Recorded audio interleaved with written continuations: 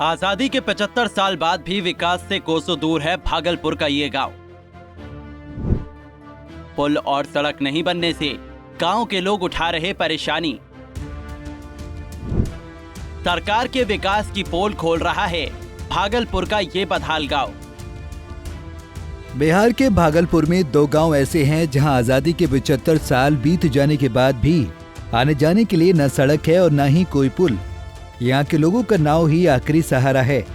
यहाँ तक कि इस गांव में रिश्ता करने से लोग कतराते हैं। स्क्रीन पर चल रही ये तस्वीर सरकार के गांव-गांव तक विकास के दावों की जमीनी हकीकत की पोल खोल रही है।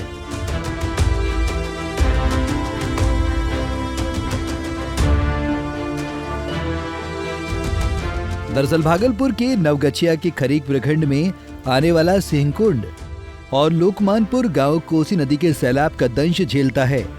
ये दोनों गांव चारों तरफ से कोसी नदी से घिरे हैं और दोनों गांव एक टापू की तरह नदी के बीचों बीच बसे हैं। दोनों गांव भागलपुर जिला मुख्यालय से 50 किलोमीटर और नवगछिया अनुमंडल मुख्यालय से 30 किलोमीटर दूरी पर हैं। लोगों को अपनी जान बचाने के लिए खुद के बनाए जुगाड़ ही काम आते हैं।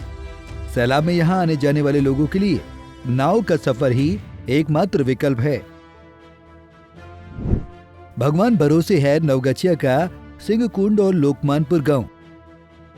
इन दोनों गांवों में हॉस्पिटल भी नहीं है। अगर कभी कोई इमरजेंसी आ जाए या किसी की तबीयत ज्यादा खराब हो जाए तो वो व्यक्ति भगवान के भरोसे ही रहेगा। आवागमन का साधन नहीं होने की वजह से गांव के बच्चे चाहकर भी उच्च शिक्षा से वंचित हैं। यहाँ पर एकमात्र प्राथमिक स्कूल है जहाँ पढ़ाने के लिए शिक्षिका बबीता देवी हर रोज 6 किलोमीटर पैदल चलकर नाव के सहारे स्कूल पहुँचती हैं। बबीता देवी बताती हैं कि वो पिछले 13 सालों से सिंहकुंड गांव में स्थित प्राथमिक विद्यालय आजाद नगर में प्रतिनियुक्ति हैं और 13 सालों से लगातार इसी तरह से नाव पर सवार होकर बच्चों को पढ़ाने स्कूल जाती हैं। शिक्षिका बबीता देवी ने बताया कि पिछले 13 सालों से यहाँ पर कोई बदलाव नहीं हुआ। जब स्कूल ज्वाइन किया था तभी नाव के सहारे ही जाना पड़ता था और आज भी नाव के सहारे ही जाना पड़ता है। यह लगातार कोसी नदी कटाव करती है। गांव के लोग किसी तरह से खेतीबाड़ी करते हैं और अपना जीवन यापन करते हैं।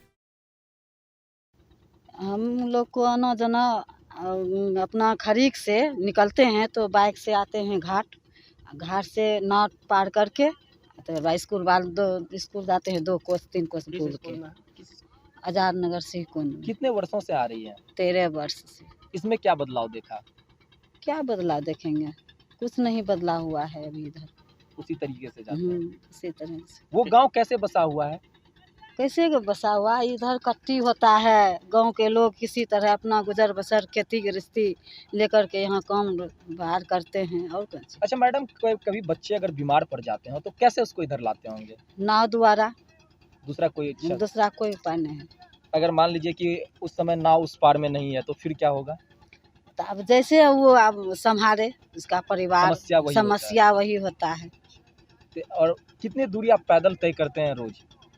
बोले तो 3 कोस 2-2.5 कोस बोलते हैं। बालू पर चलना होता है? 3 किलोमीटर। बालू पर नहीं चलते हैं, यही तो बालुए है। पूरा बालू पर चलना है। हाँ। गांव पूरा चारों नदी के बीच में है।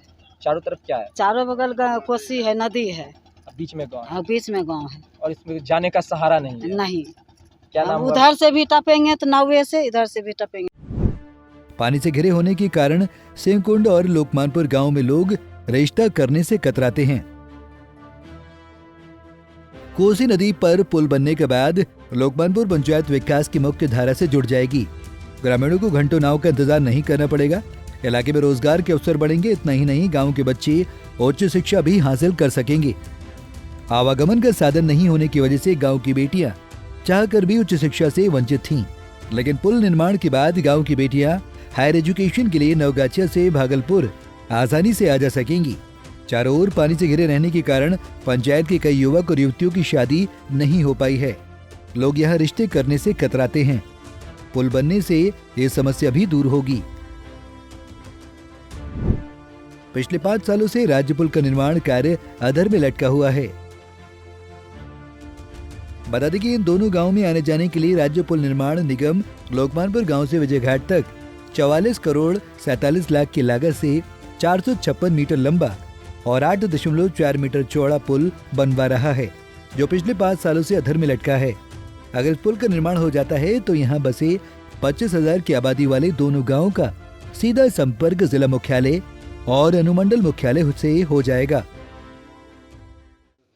और हम सब देखते हैं कि कोई भी सरकार, कोई भी नेता आता है, वोट मांग के चला जाता है और बहुत तरह का वादा भी करता है कि ये करेंगे वो करेंगे। और हम तो ये भी सुने हैं कि मतलब सिकुंड और ढोरिया का पुल भी पास हो गया, लेकिन पुल पास जो कर दिया सरकार ने, पुल गया कहाँ? पुल तो यहाँ है नहीं, यहाँ तो हम नाव से टप रहे हैं। कितने वर्षों से ऐसे टपते हैं? हम सब तो जन्म जब से होश संभाले हैं तो नावे से टप रहे हैं। अच्छा, कैसे वो गांव कैसे बसा हुआ है?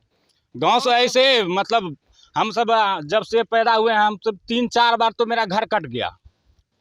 घर पहले हम लोगों का यहाँ पे था, कभी इस पार में रहते हैं कि गांव के चारों तरफ क्या है? गांव के चारों तरफ नदी है, बीच में हम सब हैं। टापू टाइप का। हाँ, बीच में चारों तरफ नदी है, बीच अच्छा, से कहीं कहीं जा नहीं इमरजेंसी पड़ जाए या फिर किसी को कॉलेज जाना होता हो तो कैसे वहाँ से पढ़ाई कैसे नाव होती से। है? कैसे स्वास्थ्य व्यवस्था को आप लोग? देखिए से सबसे जाना पहली पड़ता है। बात तो पढ़ने लिखने का तो कोई यहाँ भौंजे नहीं है, छोटा मोटा स्कूल है और यहाँ से पढ़ाई लिखाई तो हो ही नहीं पाता है। ज़्यादातर मेरे गांव में अनपढ़ ही लोग रहते हैं, पढ़ने लिखने का कोई व्यवस्था ही नहीं है यहाँ पे। आइए अब आपको सुनाते हैं कि गांव की कनेक्टिविटी और पुल की समस्याओं को लेकर जिलाधिकारी ने क्या कहा है। जो गांव है वो हम लोग सब लोग जानते हैं कि वो कोसी नदी के एक तरह से, और जब बारिश बढ़ जाती है, जब ये सीजन आ जाता है फ्लड का, तो वो चारों तरफ पानी से घिर जाता है। उसमें राज्य सरकार, बिहार राज्य पुल निर्माण निगम के माध्यम से उसमें पुल का भी निर्माण हो रहा है और अप्रोच रोड का भी जो है पुल निर्माण निगम निर्माण कार्य कर रहा है। वो कार्य बहुत तेज़ गति से चल रहा है, बारिश के कारण थोड़ा स्लो हुआ है। उसमें जो भूअर्जन का काम है उसका निरीक्षण भी मेरे द्वारा कुछ महीने पहले किया गया था।